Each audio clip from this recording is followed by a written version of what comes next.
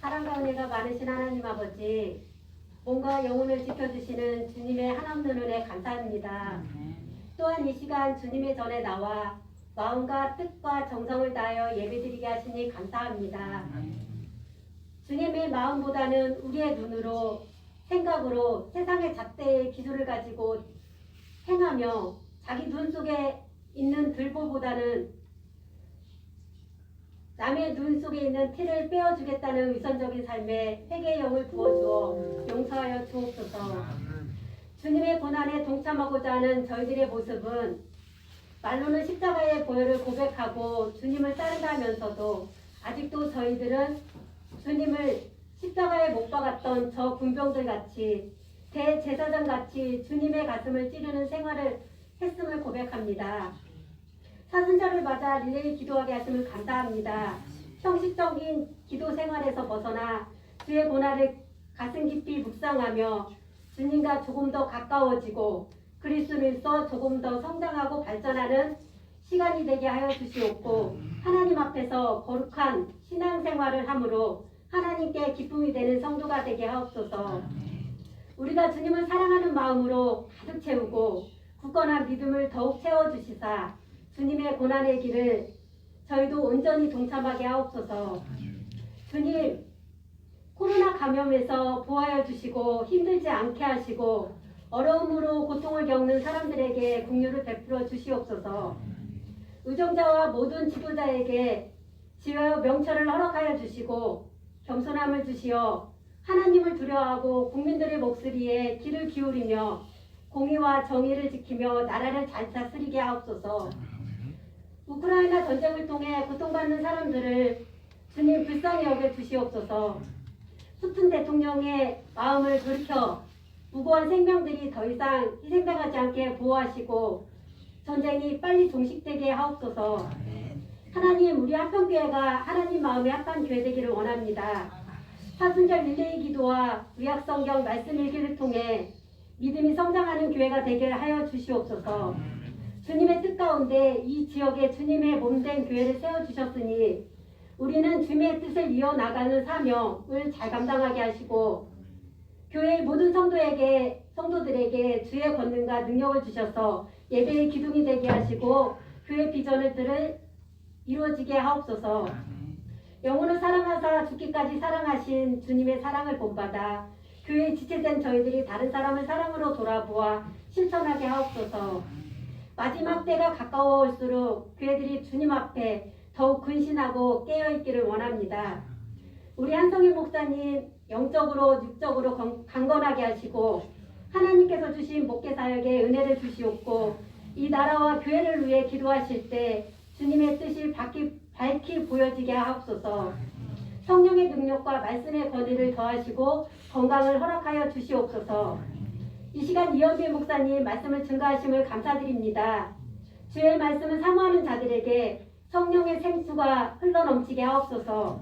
오늘도 준비한 말씀을 선포하실 때에 하나님의 능력과 감동으로 우리 모두 은혜 받는 시간 되게 하옵시고 주 앞에 참된 예배자로 바로 서게 하옵소서. 마치는 시간까지 주님의 임재가 있기를 원하며 우리의 구원과 소망 되시는 예수님의 이름으로 기도드립니다.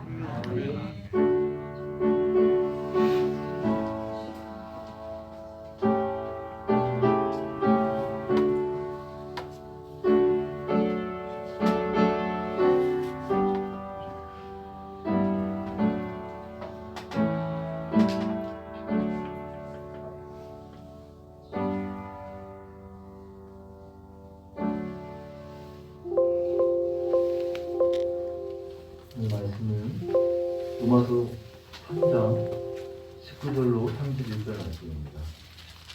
로마서 3장 19절로 31절 말씀입니다.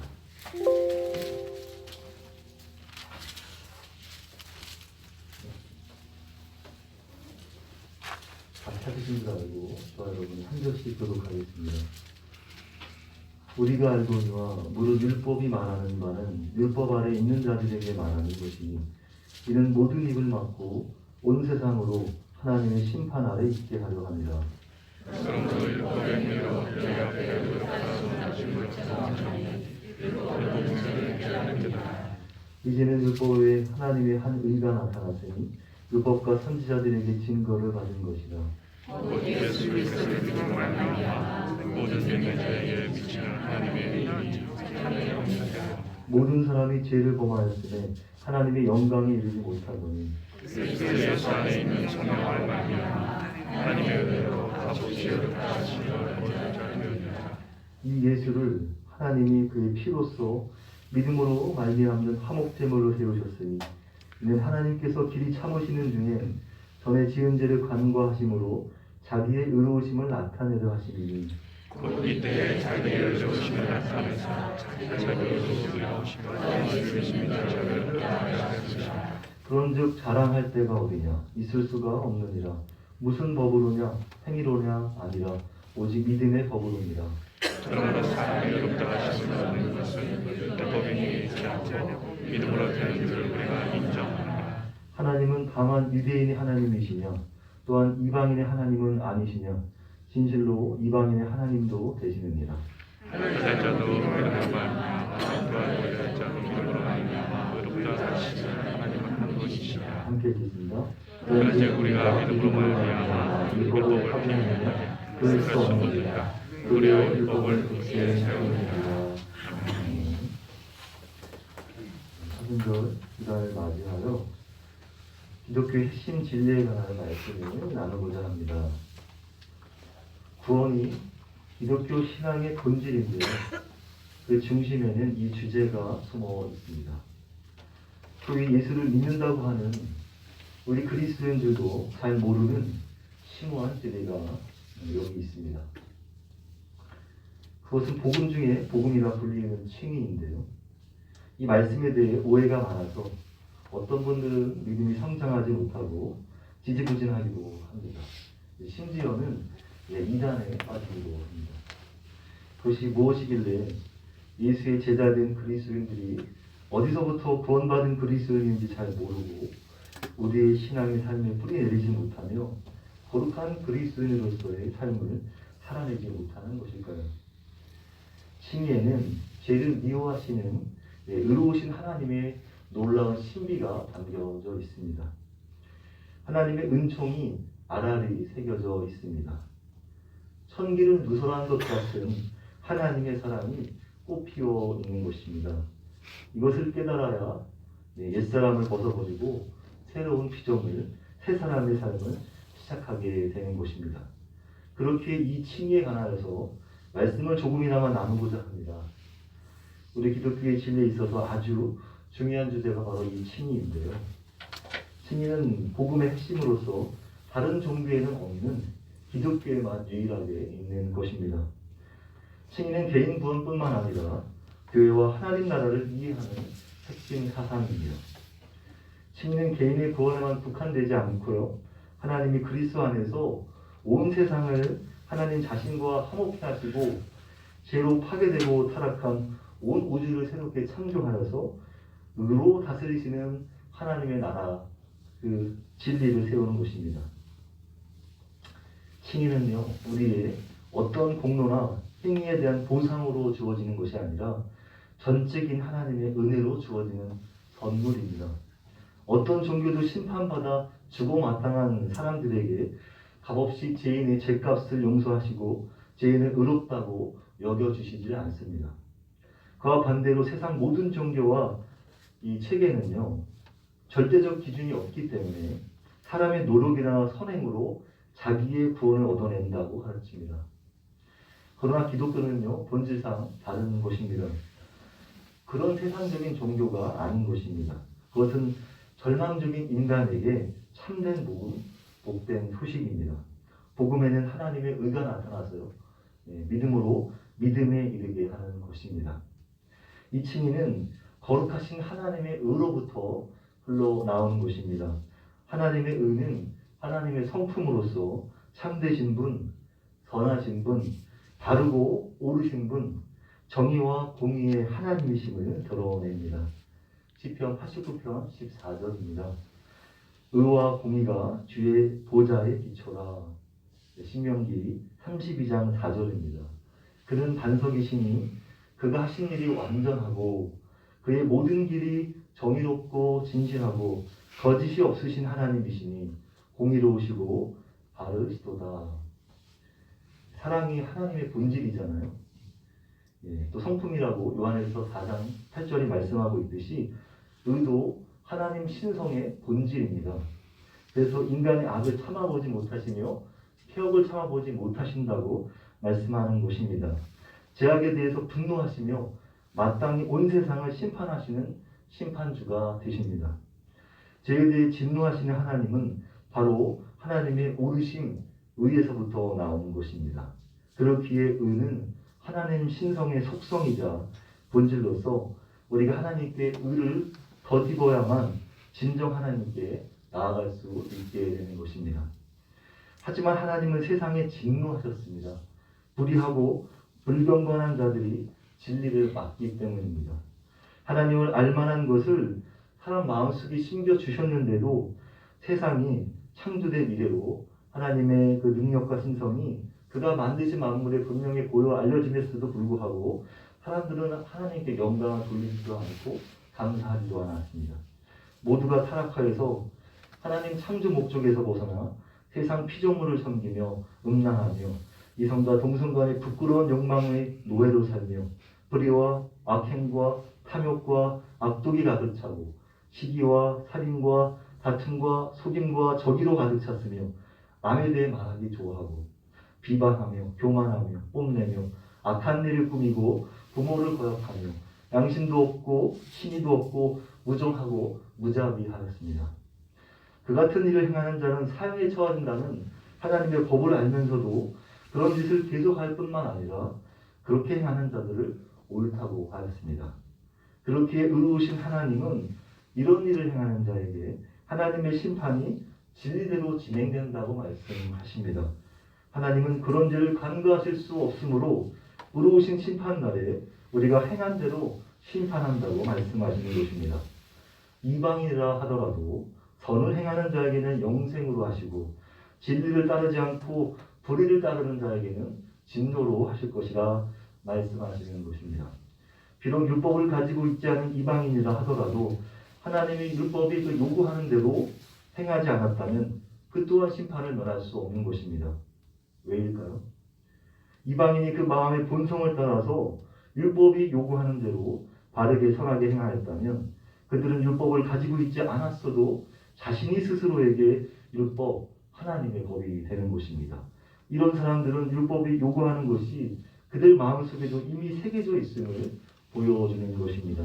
그들의 양심이 그것을 증오하고 그들의 생각들이 그들의 잘못을 고발하기도 하고 자신을 변호하기도 하는 것입니다.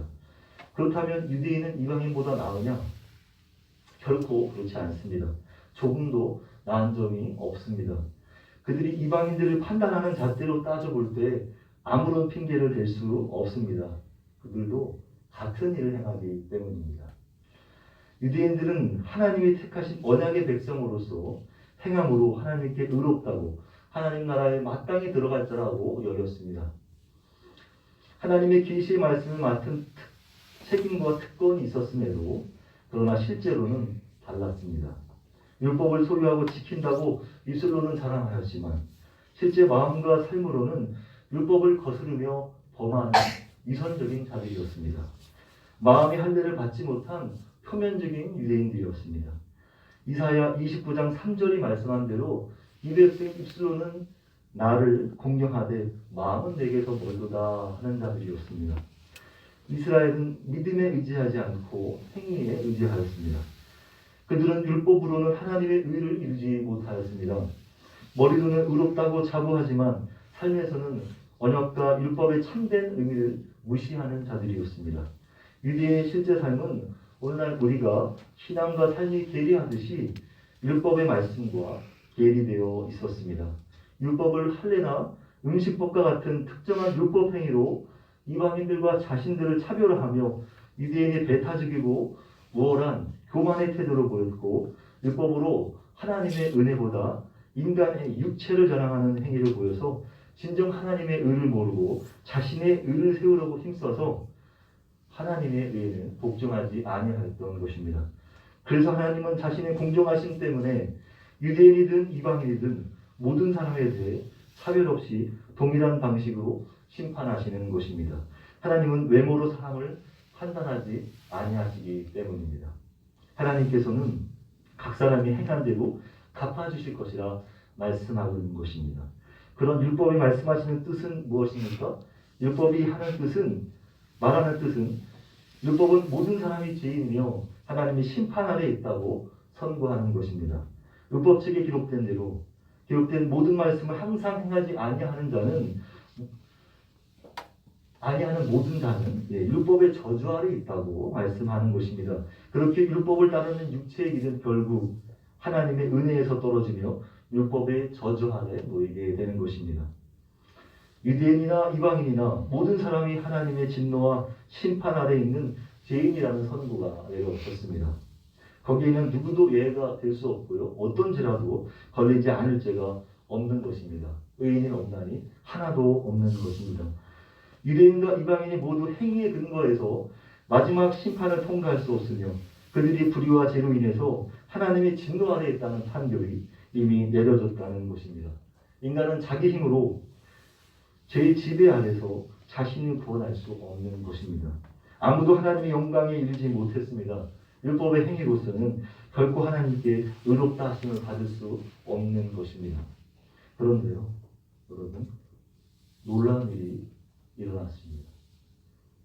그렇게 인간이 하나님 앞에 죄인이라 사형 선고를 받을 수밖에 없는 절망적인 상황에 거룩하고 의로우신 그 하나님께서 하나님 앞에 불경건하고 불의한 자를 의롭다고 하셨습니다. 자신의 죄로 인해서 마땅히 심판받아 지옥불에 던져질 죄인들을요, 글쎄요, 의롭다고 하시는 것입니다. 어떻게 이런 일이 가능한 것일까요? 어떻게 의로우신 재판장 되시는 하나님께서 자신의 의를 타협하지 아니하시고 불의를 눈감아 주지도 않으시면서 어떻게 하나님 앞에 경건하지 아니한 자를 의롭다고 하시고 불의한 자를 의롭다고 하시고 일하지 아니한 자를 의롭다고 하실 수 있는 것입니까? 이것은 상식을 벗어난 것입니다. 어떻게 의로우신 하나님이 의롭지 못하게 행동하시며 하나님 자신이 세워놓으신 자연의 그 도덕적 질서를 스스로 무너뜨릴 수 있느냐는 말입니다. 사람이 하나님께 죄를 지었으면 마땅한 처벌을 받아야 하는 것 아닙니까? 응당 죄값을 받아야 하는 것입니다. 그 값이 사형 판결이라면 마땅히 죽어야 하는 것입니다. 벌을 받지도 않고 무죄로 판결나는 것은 있을 수가 없습니다. 우리에게는 탈출구가 없습니다. 우리는 하나님을 몰랐고 하나님의 뜻대로 살지도 않았기에 그렇게 하나님 앞에서 사형 판결을 받았습니다. 우리는 하나님의 진노와 형벌을 피할 수 없는 것입니다. 그렇게 죽을 수밖에 없는 존재인 것입니다. 죄에 대한 합당한 처벌을 받는 것 외에는 반면될 길은 없는 것입니다. 그런데도 말도 안 되는 논리로 하나님 앞에 불경한 자를, 불의한 자를 의롭다고 하실 수 있는 것입니까? 그것은요, 예수 그리스도 때문입니다. 예수님의 덕을 본 것입니다. 예수께서 십자가에서 우리를 대신하여 죽으셨기 때문입니다. 예수께서 몸소 죄가 되어 하나님의 진노의 심판을 받으셨습니다. 우리가 받아야 할 죄값을 대신 치르신 것입니다. 몸소 자신이 유월절 어린 양이 되어주셔서 속죄의 제물이 화목의 제물이 되어주신 것입니다. 더구나 예수님은 우리를 속량하셨습니다. 속량은 당시 노예를 돈 주고 사서 자유케 하는 행위인데요. 우리는 죄로 말미암아 죄의 권세와 죄책의 노예가 되었는데요. 예수께서 자신의 몸을 속전으로 내어주심으로 자신의 피값으로 우리를 사서 죄의 노예 상태에서 우리를 해방시키신 것입니다. 몸소 대성물이 되어주신 것입니다. 그래서 우리 몸은 그리스도의 것, 하나님의 것이 된 것입니다. 하나님은 군인하신 분이시기에 하나님의 거룩한 진노를 그 아들 안에서 자신에게 돌리기로 하신 것입니다. 더구나 하나님은 그런 예수를 믿는 자를 의롭다고 칭해 주셨습니다. 나를 위해서, 우리를 위해서 대신에 죽으신 분을 믿을 때에 의롭다고 여기십니다. 믿음이란 하나님의 의입니다. 믿는다는 것은 하나님께 의롭다함을 칭함을 받아 하나님의 의가 되는 것입니다. 그리스도 안에서 그리스도의 의를 받아 의인된 삶을 사는 것입니다.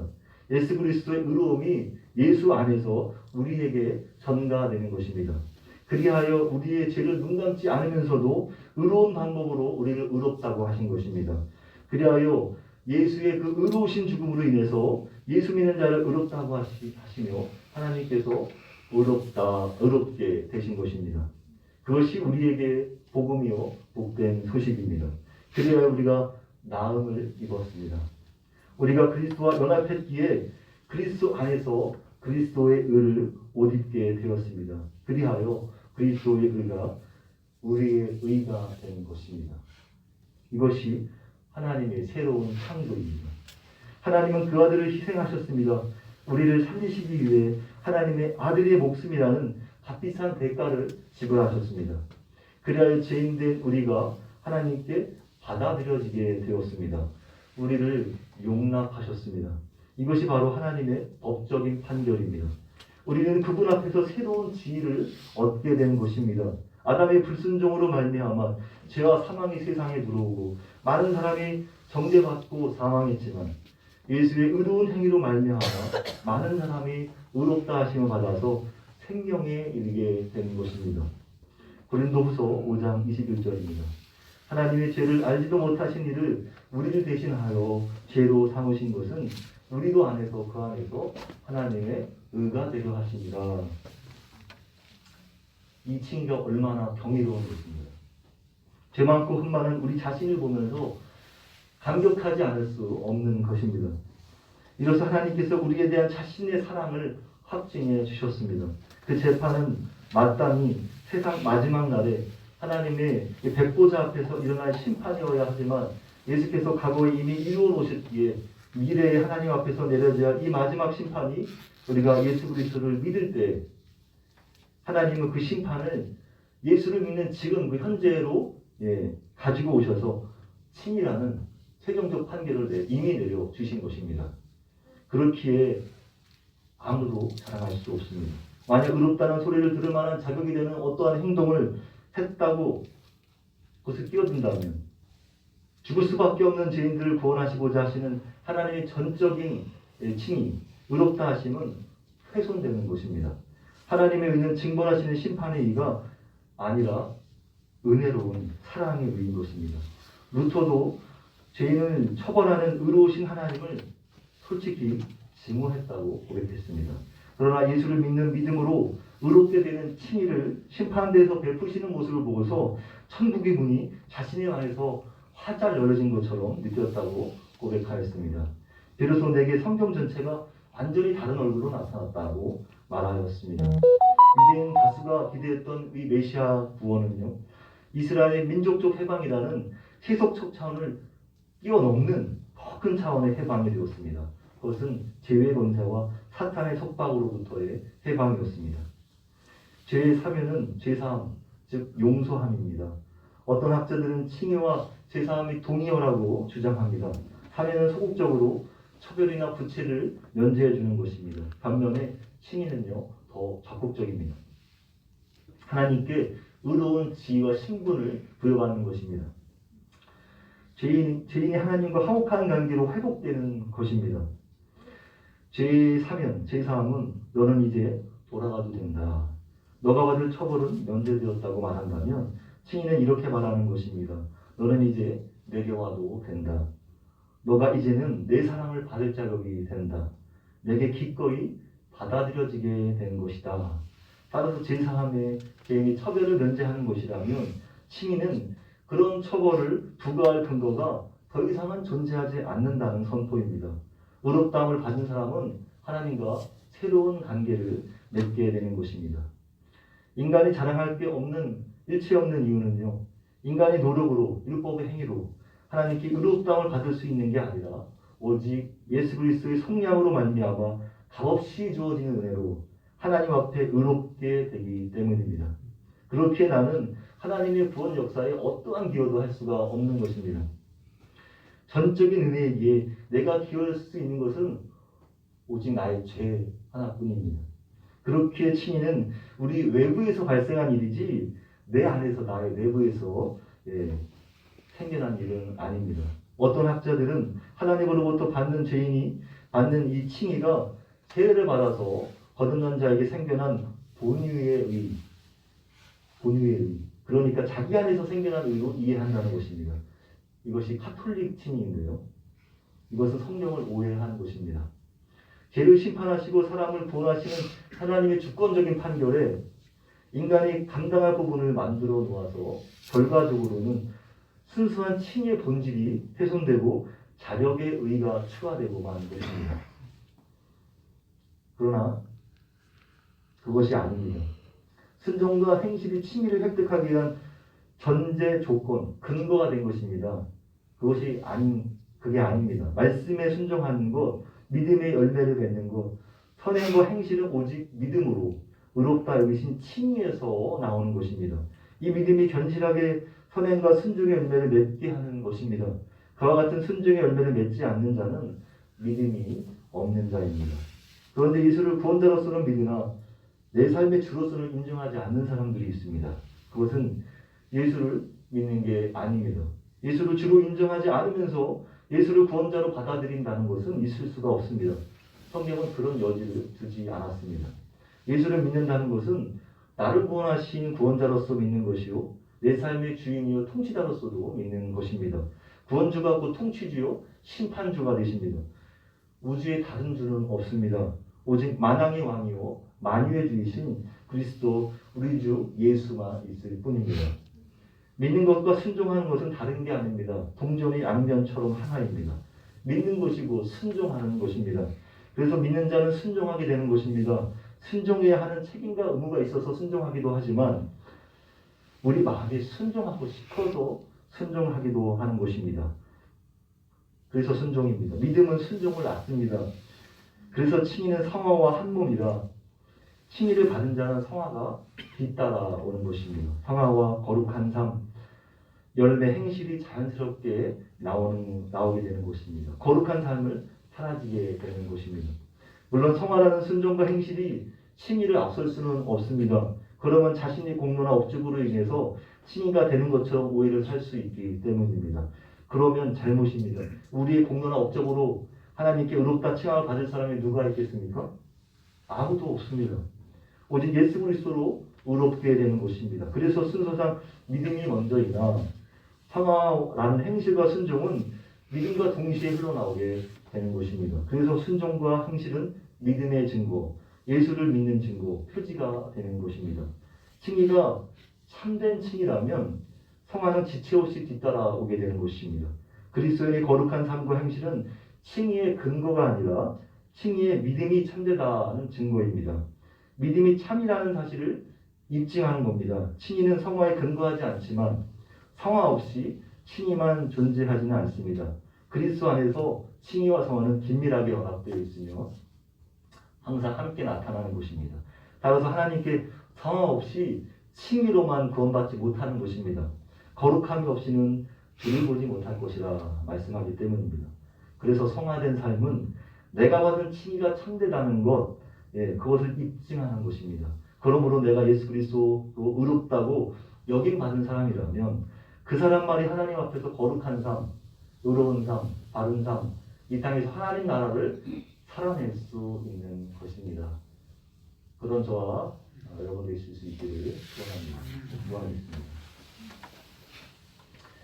하나님 아버지, 이런 말씀을 통해서 저희가 아버지 칭의가 무엇인지 다시 한번 깨달았습니다. 하나님 이 말씀을 저희가 깊이 새기게 해주시고 아버지 주께서 우리를 죽을 수밖에 없는 죄를 의롭다고 칭하셨사오니 기쁨으로 아버지 새로운 삶을 살아내는 저희를 되게 하여 주시옵소서.